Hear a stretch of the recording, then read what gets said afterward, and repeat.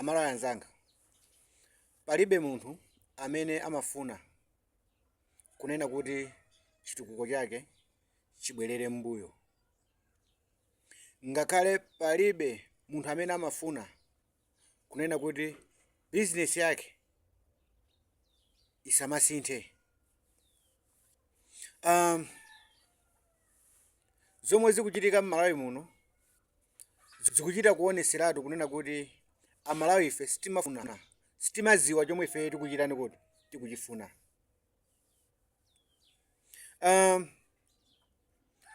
Kuthandizira amwenye kupanga ma demonstration ndikuzipha tokha.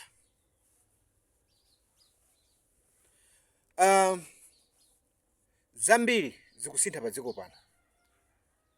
Even pano ndikuuza social media kale kunalibeko, koma mutha kuona kuti social media ikuthandizira zinthu zambirimbiri kasinthiwe ka zinthu mdziko muno. Facebook kunalibe, Twitter kunalibe, Instagram kunalibe, WhatsApp kunalibe.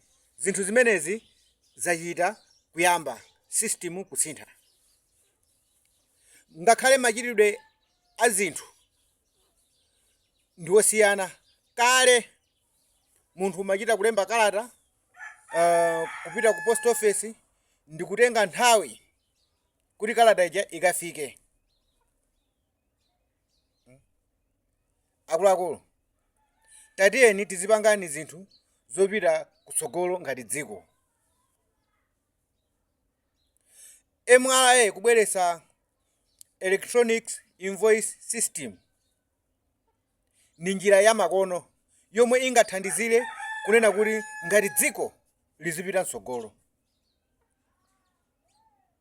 Iwe ntangoganizani, iweyo Malawi zanga umapita ku shop yawo amwenye ndikukagula katundu ngakhale njinga moto 6 million chakuti, osakupasa msonkho, osakupasa receipt. Kumene kuchako sikuti umakhala kuti iwe wathandizika ngati nzika ya Malawi muno. Umakhala kuti wachitisa kuti wapereka danga kunena kuti amwenye aja abe misonkho ya Malawi muno. Iwo aja ndikumalemera dziko lino. Ife ndikumapita kumakalembesa ntchito m'manyumba mwawo, nkumakapangidwa nkhanza chifukwa chokuti unawathandizira kupeza chumacho munjira yosayenera. Lero mwana wako akadwala ukufuna kuti apite zipatala zaboma akalandire mankhwala aulere, wayiwala kuti unagula njinga ya moto osapereka msonkho wina uliwonse. Lero ukufuna kuti njinga ya moto yako iziyenda misewu yabwino, mukakhala mapampu kumadandaula kunena kuti boma silikuwonzera nsewu. Boma popewa zimenezo, MRA yapeza njira yonena kuti misonkho imene izitoleredwa automatically. Lero mukudzuka kumakathandizira anthu kuti muzikapanga mademo, kumakathandizira amwenye kuti muzikapanga mademo kukana chitukuko cha dziko lanu lomwe. Inu dziko lino ngakhale ine tinalimbana kumanena kuti MEC isagwiritse ntchito electronics system. Kumaona ngati kuti electronic system iyo ni njira imodzi yomwe ingathe kubweretsa chimpwirikiti mdziko muno kapena kubera zisankho. Tinaona tokha zisankho zinayenda bwinobwino, kusoza kuti njira zina zomwe zimatha kubwera tisamangofulumira kukana. Tatiyeni tifufuzeni kuna kuti kodi njira imeneyo ubwino wake ndi wa mtundu wanji. Osamathandizira anthu kuti anthu obwera azitibera mdziko muno chifukwa chonena kuti wangopasidwa ndalama zochepa pa 200,000 kapena 100,000 kumakuwuzani kuti yeni tithandizani kupanga ma demonstration. Then iwo azikhala akugula yani kodi akugula ma V8 zimagalimoto zawo zapamwamba. Ife ngati dziko tizikhalabe tikubwerera mbuyo. ndikufuna ndikufotokozeni amalawi anzanga zionesero zomwe zikuchitika zolimbana ndi MRA pobweresa makina a nyowani ndizopanda pake. Ifeyo ngati dziko tiyeni tiphunzire kuti tizipita chitsogolo. Ngati ifeyo ngati ine munthu ndimafuna kuti moyo wanga uzipita mtsogolo, zomwe zikuchitika pano si zomwe zimapangika 1980 chakuti. Kale anthu amafalisira uthenga kupyolera m'marediyo. Titha kuti oloko mauthenga ma information amene amazera mwina olo munthu kumutuma munthu azikuwa. Ena kugwisa ntchito maberu. Zinasintha ndikubwera ma radio station.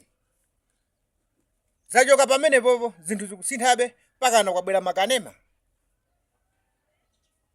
ma TV. Zasintha pamenepo ndizi zafika pakana kuma smartphone. Kumapitabe kufalisa yani kuti kufalisa uthenga. Munazifusapo kunena kuti post office panopa sikupanga ndalama ngati kale chifukwa chani? System inatani kodi? Inasintha. Miyoyo yathu ikupita msogolo. So anthu amenewa, amwenye amenewa akufuna kuti ife tizikhala chimozimozi ngati dziko. Tizikhala chimozimozi tisamasinthe. Azigwirisirabe ntchito achaona kuti dziko ndi wathu ndalama ndi wawo. Pomwe ndalamazo akuzipeza munjira yokuba. Ndizomvetsa chisoni kumuona Malawi akupita nawo pansewu kumene akapanga ma demonstration kumenya nkhondo ya enu ake. Kumenya nkhondo ya amwenyawa kuti azilibera mdziko muno.